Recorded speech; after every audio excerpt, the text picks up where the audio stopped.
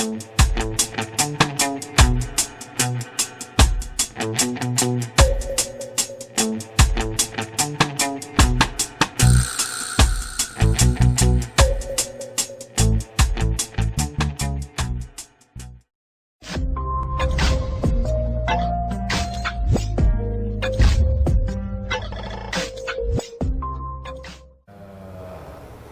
mohon maaf bila dalam proses. A few moments later. Sahabat Kambrana, hari ini kita gerbek ke rumah Kang Riki, anggota Dewan Kabupaten Bandung. Apa yang dilakukan sebentar saja. Mari. Sepertinya ada kegiatan. Oh, betul kan? Karena orang. Pak, ada apa, Pak? Saya, Pak.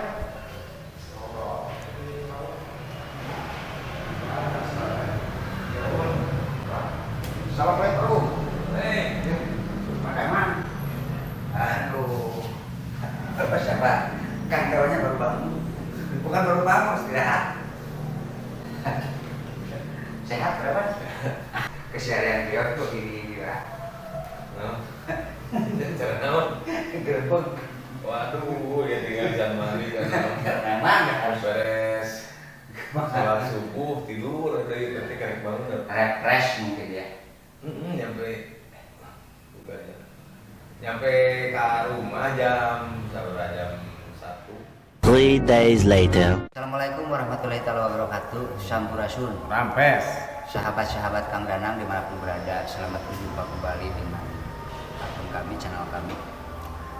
Hari ini kita ingin tahu keseharian lah. Sekali lagi kami mohon untuk para sahabat untuk kemajuan channel kami. Apabila kalian suka silahkan like, komen, dan subscribe di channel Kang Danang. Kang Dewan, untuk hari libur sebetulnya apa sih acara Kang Dewan tuh? Sebetulnya Pak Dewan, apa Kang Dewan, apa Kang Riki? Bebas lah. Oh bebas ya, biar lebih akrab. Bebas. Untuk mengisi hari libur, Mengisi hari libur mah ya santai sama keluarga. santai sama keluarga. Cuma kadang ada acara seperti nanti sore ada acara lah silaturahmi dengan masyarakat di daerah. Sebetulnya saya ragu sebetulnya. Kenapa ragu? Kan biasanya hari libur itu tidak ada tuh, selalu ada kegiatan. Makanya tadi pagi-pagi saya coba datang ke sini mau gerbek tadinya. Malah lagi pada sarapan. Gimana untuk hari ini sehat? Sehat alhamdulillah. Keluarga sehat? Sehat. Kebetulan ayah di rumah. Oh, sebetulnya kan sahabat-sahabat kan kurang paham juga, kurang tahu lah karena ini kan bukan cuma di sekitar Kabupaten Bandung. Sebetulnya Pak Dewan itu siapa? Perkenalan dulu nama, dari mana, dari fraksi apa? Oh iya. Nah, Riki Ganesha, Komisi A dari fraksi Partai Golkar. Kang, Komisi A itu membidangi apa, Kang? Jadi Komisi A itu membidangi pemerintahan. Meliputi Pemerintahan. Jadi mitra kerjanya, dinas terkaitnya, kecamatan, terus desa, kemudian BPSDM, Setda, Setuan, catatan sipil, dan bisa meliputinya itu. Berarti kependudukan juga masuk ya? Iya. Seperti pembuatan KK, ya bukan pembuatan. Iya, itu mitra kerja. Regulasi mitra kerja. Nah, selama ini banyak keluhan yang disodorkan ke Dewan dari masyarakat berupa apa tuh? Ya, banyaklah aspirasi-aspirasi yang memang harus didorong aspirasi masyarakat. Keluhan-keluhan kalau terkait administrasi kependudukan ya itu KTP susah, lama gitu Ya, Nah itu memang tergantung belangko. Kita masih ada kebijakan pusat terkait pembatasan belangko untuk KTP. Kalau pusat menyerahkan administrasi kependudukan langsung ke daerah, ya saya kira permasalahan administrasi kependudukan bisa selesai lah. Cuman memang ada kebijakan yang tidak bisa lepas dari pusat. Ya, makanya sering banyak pertanyaan begini Kang. Ketika pemerintah menyodorkan program untuk pembuatan iktp atau lain-lainnya, tapi terbentur dengan belangko itu kosong. Jadi salah satu kendalanya Karena itu dibatasi. memang dibatasi itu. Daerahnya sekian, tapi mudah-mudahan lah, saya kira udah mulai sedikit-sedikit terurai problematika itu. Jadi mulai sedikit-sedikit ya. Semoga aja bukan sedikit-sedikit sekaligus Pak Dewan, masyarakat berharap seperti itu kan. Nah terkait itu, fungsi dewan itu sendiri apa sih Kang? Dewan, DPRD itu adalah lembaga perwakilan rakyat yang ada di daerah, berkedudukan sebagai unsur penyelenggara pemerintah daerah, berarti kalau penyelenggara pemerintah daerah adalah DPRD dan bupati. Penyelenggara daerah. Penyelenggara daerah tugas untuk mengawasi akuntabilitas, efektivitas dari proses penyelenggaraan daerah tersebut. Fungsi legislasi, kemudian budgeting, anggaran, dan pengawasan. Kalau tugas dan wewenangnya bersama-sama dengan pemerintah daerah untuk menyusun peraturan daerah, terus membahas dan menyetujui APBD, anggaran APBD, anggaran penyelenggaraan daerah. Mengurai ke fungsi tadi ya seperti legislasi. Itu artinya seperti apa Kang? Fungsi legislasi menyusun kebijakan, peraturan-peraturan daerah yang misalnya kalau di daerah tersebut yang berkaitan dengan kewenangan yang muncul di daerah. Legislasi. Terus yang lainnya budgeting apa? Budgeting, penganggaran. Budgeting itu. Jadi ada beberapa fungsi dan tupoksi ya. Bukan. Takut salah arti nih saya nih. Fungsi. Jadi apapun itu seorang anggota dewan itu harus sinergis dengan bupati, itu intinya satu ya. Satu itu. Nah terus keduanya ada kebijakan sebagai legislasi, terus budgeting seperti ya. Nah dari Komisi A sendiri itu bentuknya seperti apa Kang? Untuk hal-hal yang tadi disebutkan. Ya dari Komisi A sendiri tentunya kalau bersifat fungsi tadi kan melekat ya, nggak hanya sekup komisi, tapi kalau Komisi A ya tentunya mensinergiskan dengan kegiatan-kegiatan yang sifatnya disesuaikan dengan yang mitra kerja. Disesuaikan. Itu sekilas obrolan dengan Kang Dewan. Flashback ke belakang Kang, dorongan apakah melihat situasi masyarakat kok terdorong untuk menjadi anggota dewan. Nah awalnya dari mana lah? Ya karena kan kita ikut kegiatan organisasi, kemudian ikut kontestasi, dipilih oleh masyarakat,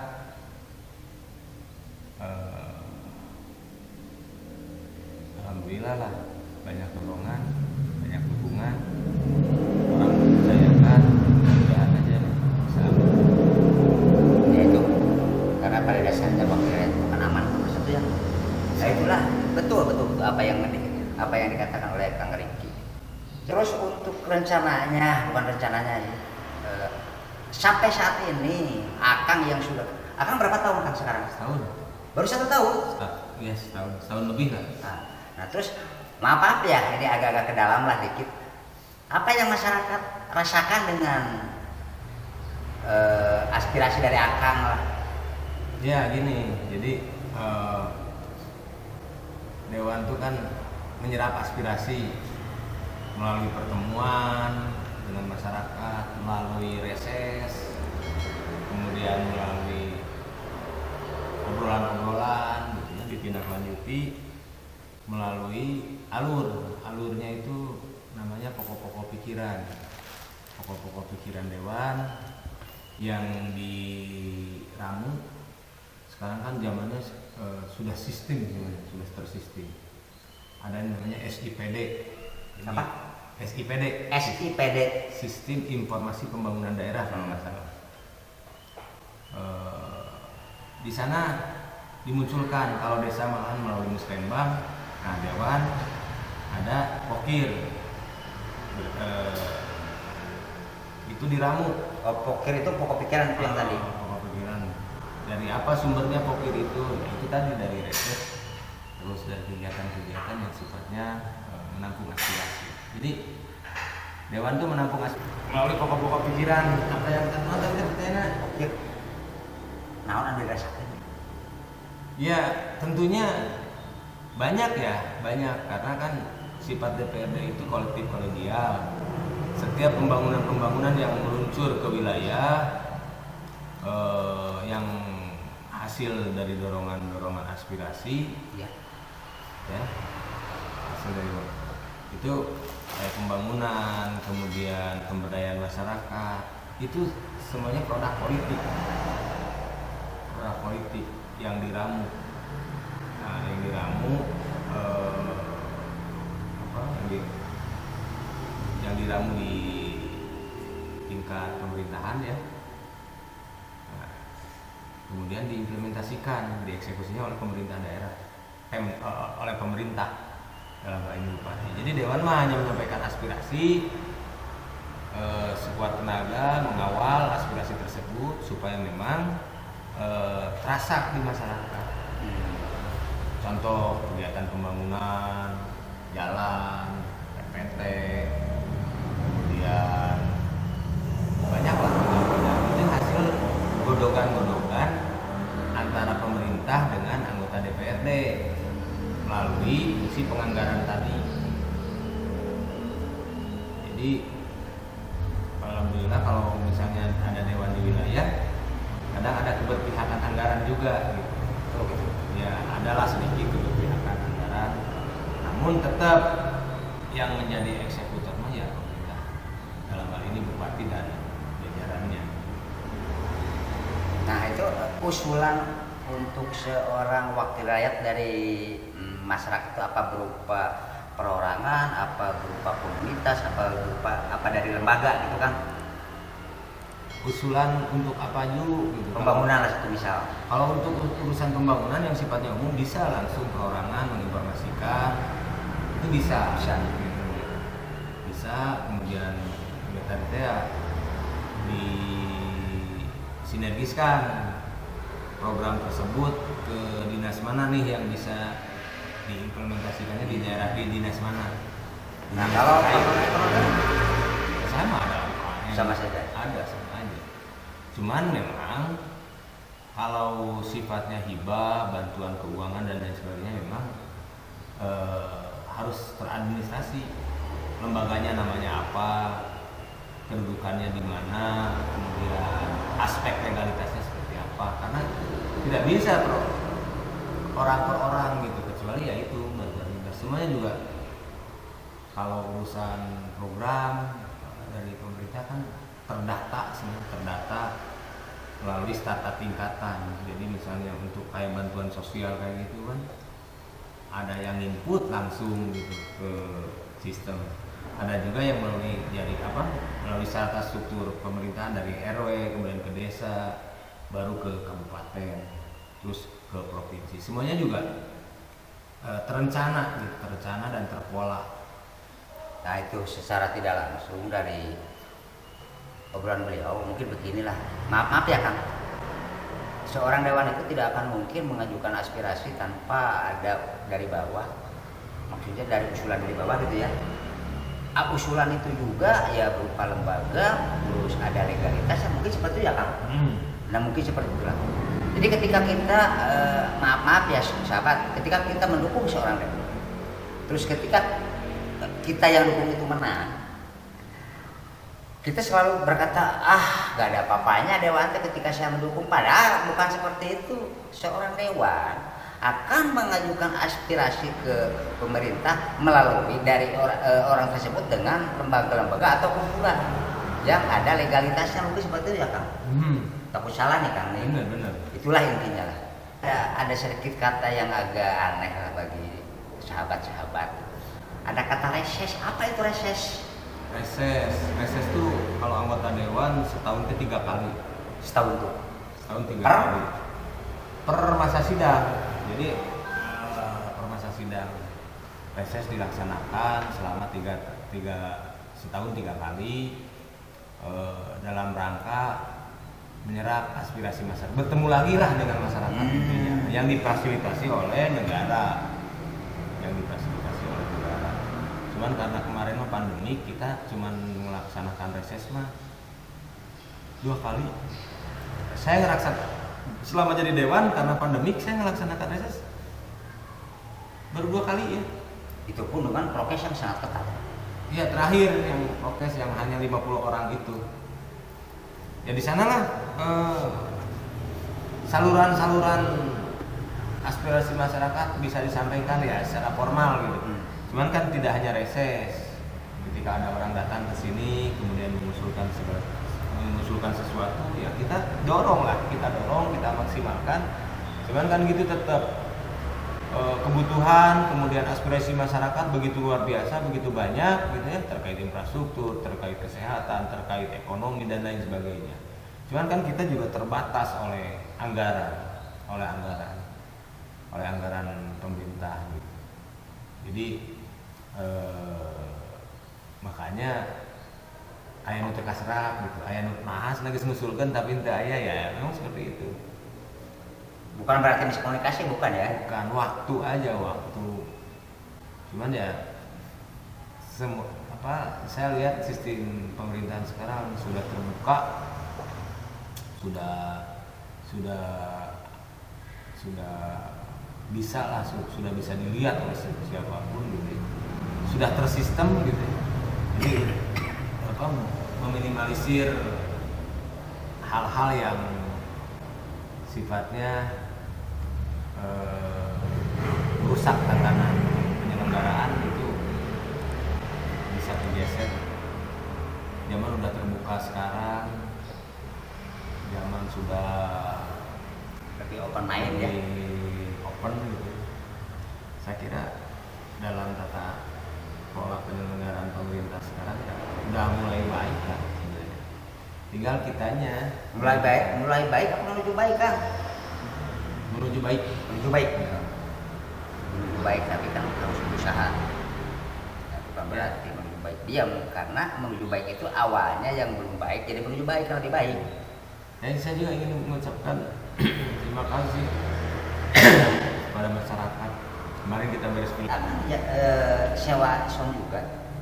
Sound tuh ya untuk kegiatan-kegiatan aja di sini. Maksudnya? Ya untuk kegiatan. Kirain itu disewakan? Enggak. Kalau ada yang mau, enggak. Kalau ada yang mau pinjam, enggak. Gratis. Ya enggak, gratis. Tuh. Tinggal koordinasi saja sama yang di sini. Makanya ada sound, kirain itu sewa.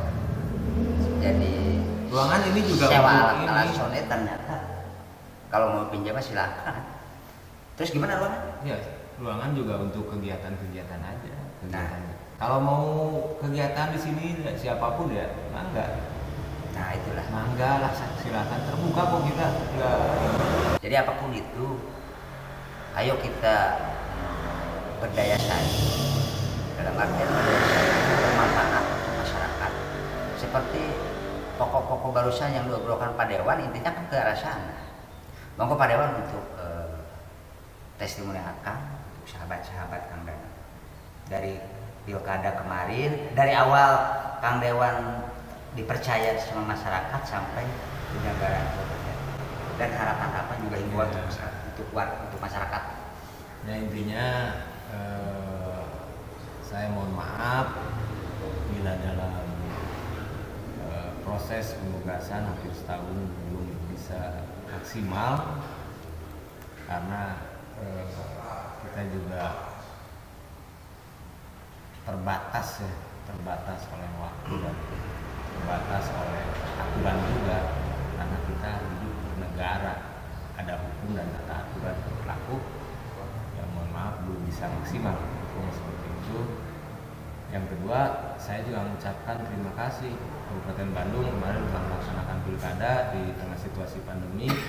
Alhamdulillah tingkat partisipasinya lebih target gitu. Terima kasih buat penyelenggara semuanya, buat peserta kontestasi juga saya ucapkan terima kasih telah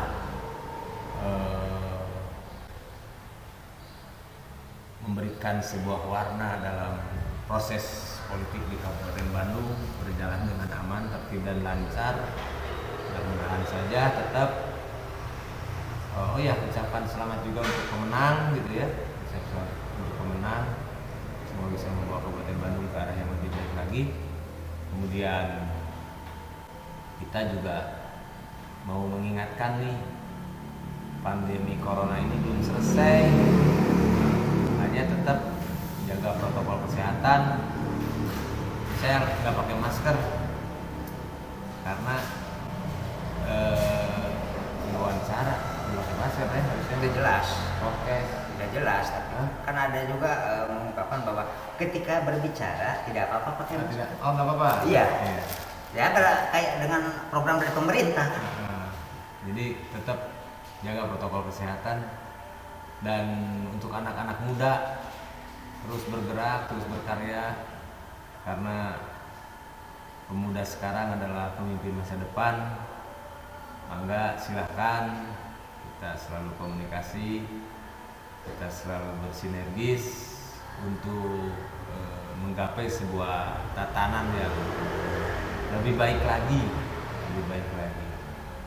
Tidak ada gading yang tak retak. Segala sesuatu juga pasti ada kelemahan dan kekurangan. Mudah-mudahan saja ke depan kita bisa menggapai masa depan yang lebih cerah. Itu aja mungkin kan. Cep. Mungkin cuma segitu obrol-obrol santai dengan Mandi. Kang Riki Ganesha, anggota Dewan Kabupaten Bandung ya Kang. Kabupaten Bandung. Komisi A, fraksi Partai Golkar. Atur nuhun Kang. Siap. Sukses.